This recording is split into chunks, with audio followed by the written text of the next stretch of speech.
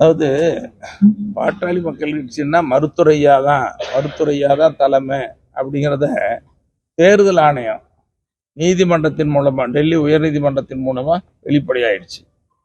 அதுல ஒன்றும் மாற்றம் இல்லை. அப்போ கூட்டணி பேசணும்னு சொன்னா, கூட்டணி பேசுற கட்சிகள் ஐயாவோட சேர்ந்தாதான் வெற்றி பெறுவோன்னு நம்பிக்கை இருந்ததுன்னா அவங்க யாரு கூட கூட்டணி? ஐயா கூட தான் பேசணும். ஐயாவை ஆதரிக்கிறவங்க தான் தமிழ்நாட்டில் வெற்றி பெற முடியும், ஆட்சி அமைக்க முடியும். அன்புமணி கூட கூட்டணி பேசுறவங்கலாம் என்ன நிலைமை போவாங்கன்னு தெரியல. இதுதான் இருக்கிற யதார்த்த நிலைமை. அதனால இப்போ ஏற்கனவே பாட்டாளி மக்கள் கட்சி வலிமையா இருந்துச்சு. பாட்டாளி மக்கள் கட்சி தனித்து ஒவ்வொரு சட்டமன்ற தொகுதியிலும் பார்த்தீங்கன்னா 35,000 வாக்கு, 40,000, 50,000, 60,000 வாக்குகள் கூட நாங்கள் தனித்து போட்டியிடக்கூடிய அளவுக்கு வலிமை இருந்துச்சு. மருத்துவர் அன்புமணி பிரிஞ்ச பின்னால நிர்வாகிகள் போயிருக்கிறாங்க. அன்புமணி வந்து தலைமையேற்ற பின்னாடியே நமக்கு வீக்கிறாங்க. அன்புமணி இப்ப இங்கிருந்து பிரிஞ்சு போய் தனியா செயல்படன்னு சொன்னதுனால ஒரு மாயை தோற்றம் தான் இருக்குது. நிர்வாகிகள் தான் அங்க இருக்கிறாங்களோ தவிர வாக்காளர்களோ பாமக அனுதாபிகளோ அங்க இல்லை. அது மட்டும் இல்லாம அன்புமணி செய்யறதுனால பாட்டாளி மக்கள் கட்சியுடைய வாக்கு வங்கி மருத்துவரையானுடைய செல்வாக்கு கூடி இருக்குது. அதனால அதிகமான வாக்குகள் கடந்த காலங்களில் இருந்ததை விட அதிகமான வாக்குகள் தான் கிடைக்கும். அன்புமணி போற இடத்துலாம் நிர்வாகிகள் வச்சுக்கிறாரு. அங்கங்க ஆள் விட்டு செலவழிச்சு கூட்டத்தை கூட்டுறாரு. கூட போற நிர்வாகிகள்லாம் 100 நாள் போனாங்க, மறுபடியும் இப்ப 100 நாள். நீங்களா இருந்தாலும் நானா இருந்தாலும் யாரா இருந்தாலும் தொடர்ந்து கார் எடுத்து செலவழிச்சுட்டு ஓட மனசு எப்படி இருக்கு? ஏன்டா அன்புமணி கூட பின்னாடி வந்தோம்?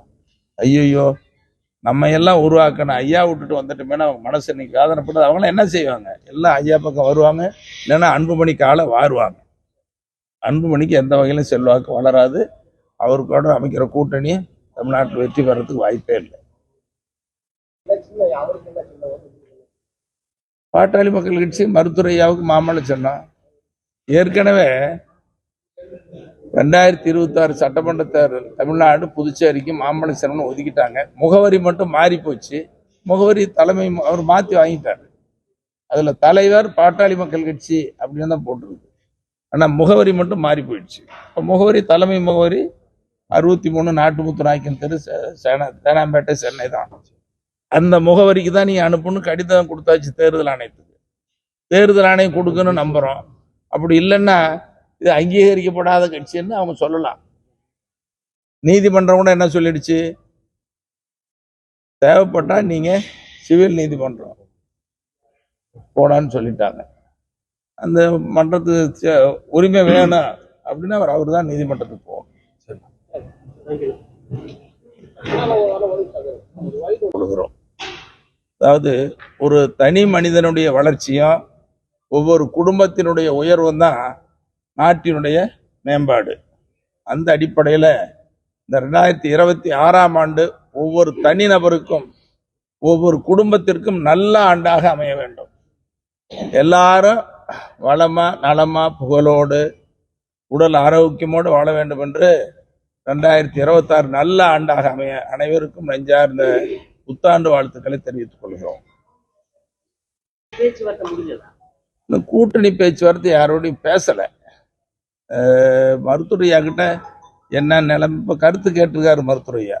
கடந்த ஒரு வாரம் காலமா பாட்டாளி மக்கள் கட்சியில மாவட்ட செயலாளர், மாவட்ட தலைவர், மாநில நிர்வாகிகள் கருத்து கேட்டிருக்காரு தனித்தனி. அந்த அடிப்படையில மருத்துவரையா முடிவெடுத்து அறிவிப்பார். தனிச்சு போட்டியிட வாய்ப்பு இருக்கா சார்? எனக்கு கூட்டணி பேச்சுவார்த்தை நடத்தலன்னு சொல்றீங்க. தனிச்சு உங்க ஆசையில இங்க சொல்லாதீங்கப்பா. இல்லப்பா, இன்னொன்னு தனித்து இல்ல இது தனித்து போட்டியிட காலம் இல்லை. பாட்டாளி மக்கள் கட்சி மருத்துவரையா தலைமையில கூட்டணி அமைத்தே போட்டியிடும். பேச்சுவார்த்தை நடத்தலன்னு சொன்னதுனால இல்ல பேச்சுவார்த்தை நாங்களும் யாரிடமும் பேச ஆரம்பிக்கல. மற்ற கட்சிகளும் இது வரைக்கும் பேச ஆரம்பிக்கல. கருத்து கேட்டிருக்காரு. அதில் என்ன வாய்ப்பு இருக்குது, எப்படி சூழ்நிலை இருக்குலாம் பார்த்து ஐயா நல்ல முடியாது. இன்னொன்று பத்திரிகை தொலைக்காட்சி நம்பத்தில் எல்லாத்தையும் சொல்ல முடியாது.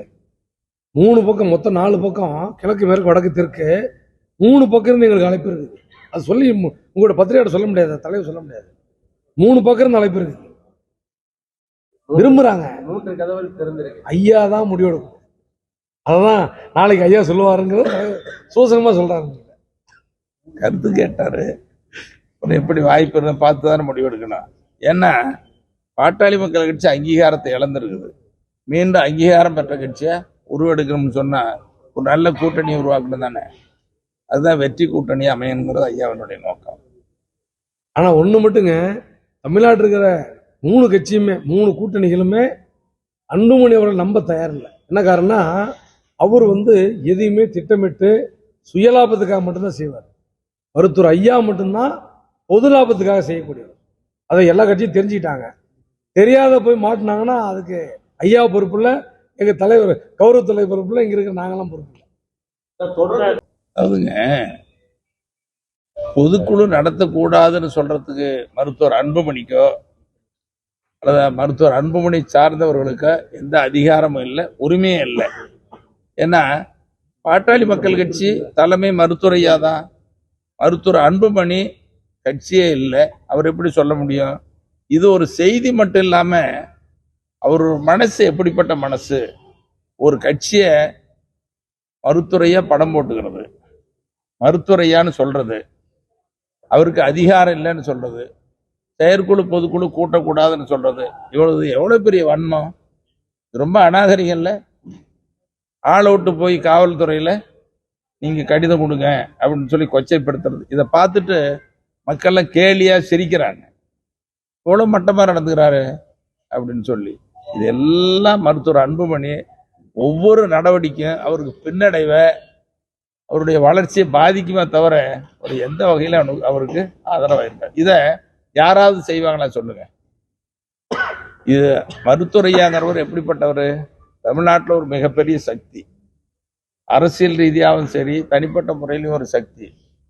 அதோட மருத்துவர் அன்புமணியை வளர்த்து படிக்க வச்சு ஆளாக்கி அமைச்சராக்கி கட்சி தலைவர் கொடுத்து, அப்புறம் என்ன நல்ல மனசு இருந்தா, நீங்க ஏற்கனவே கூட சொன்னேன் நான், பாட்டாளி மக்கள் கட்சியில் பல அமைப்புகள் இருக்குது. அந்த அமைப்புக்கு மேல வருங்கால தலைமுறை அடுத்த தலைமுறையெல்லாம் அன்புமணி ஆதரிக்கணும், அன்புமணி பின்னால வரும்னு சொன்னி அன்புமணி தம்பிகள் படை, அன்புமணி தங்கைகள் படை, இப்படி ஒரு அமைப்பு உருவாக்கி அன்புமணி வளர்த்தாரு. அதோட மருத்துவரையா வாயால சின்னையான்னு சொன்னாரு. நாங்கெல்லாம் சின்னையா சின்னையான்னு பேசணும். ஒரு எப்படிப்பட்ட பெருமையோட இருக்கணும்? இந்த இழிவான அநாகரிகமான செயல் அவர் ஈடுபடலாமா? இது அவருக்கு மிகப்பெரிய பின்னடைவு, அவருக்கு வளர்ச்சிக்கு எந்த வகையில ஆதரவாக இருக்காது. இன்னும் போக போக ஐயா சொன்ன மாதிரி போக போக தெரியும். இப்போ பாட்டாளி மக்கள் கட்சி வலிமையான சக்தி. இதுல உங்களுக்கு தெரியும், பாட்டாளி மக்கள் கட்சின்னா அடையாளம் மருத்துவரையா தான். மருத்துவரையா பாட்டாளி மக்கள் கட்சி, பாட்டாளி மக்கள் கட்சி மருத்துவரையா தான் எல்லாருக்கும் தெரியும். பாட்டாளி மக்கள் கட்சிக்காரங்க, ஊடக நண்பர்கள், நீங்க எல்லா கட்சிக்காரங்க, கட்சிக்கு அப்பாற்பட்ட பொதுமக்கள் எல்லாருக்கும் ஐயா பத்தி தெரியும். இப்ப என்ன நிலைமைன்னா, மருத்துவரையாவுக்கு இவ்வளவு பெரிய சோதனை வந்துருச்சு. மருத்துவரையா தான் கட்சின்னு சொல்லி வரக்கூடிய தேர்தல்னா மருத்துவரையா சொன்னாதான் வாக்களிப்பாங்க. இன்னைக்கு ஒட்டுமொத்த பாட்டாளி மக்கள் கட்சியில் இருப்பவங்களும் சரி, பாட்டாளி மக்கள் கட்சியில் இல்லாத மக்களும் கூட இன்னைக்கு மருத்துவரையா மீது அனுதாபம் ஏற்பட்டிருக்குது. நேத்திக்கு அவருடைய பேச்சு எல்லாத்தையும் மனசு உருக்கி இருக்கு. மருத்துவரையாவுடைய நேற்றைய பேச்சு இன்னைக்கு நிறைய சமூக வலைதளங்கள்ல ஊடகங்கள்ல வந்த செய்தி, நிறைய பேர் நேத்திக்கு ராத்திரி 1:30 மணி கூட எனக்கு பேசுறாங்க, என்ன மருத்துவரையா இப்படி பேசியிருக்காரு, இவ்வளவு உருக்கமா பேசியிருக்காரு அப்படின்னு சொல்லி. இன்னைக்கு எல்லாரும் ரொம்ப உருக்கமா பேசக்கூடிய நிலைக்கு இதெல்லாம் வாக்கா மாறப்போகுது. அதனால மருத்துவரையா பாட்டாளி மக்கள் கட்சி இன்னைக்கு மிகப்பெரிய வெற்றியை இந்த 2026 தேர்தலில் வரப்போகுது. மருத்துவரையா கூட்டணி அமைப்பது பற்றி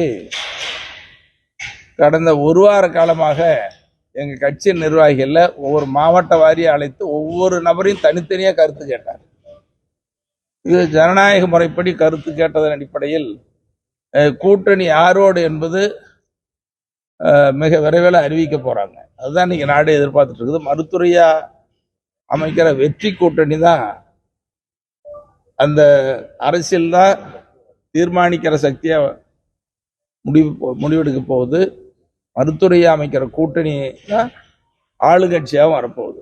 இது ஏற்கனவே இருந்த நிலை தான் இப்போ தமிழ்நாட்டில் உருவாகி இருக்குது. மருத்துவரையா அமைக்கிற கூட்டணி வெற்றி கூட்டணி.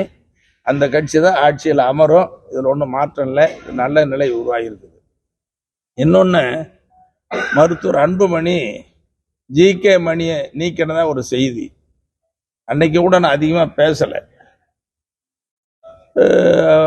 ஜிகே மணி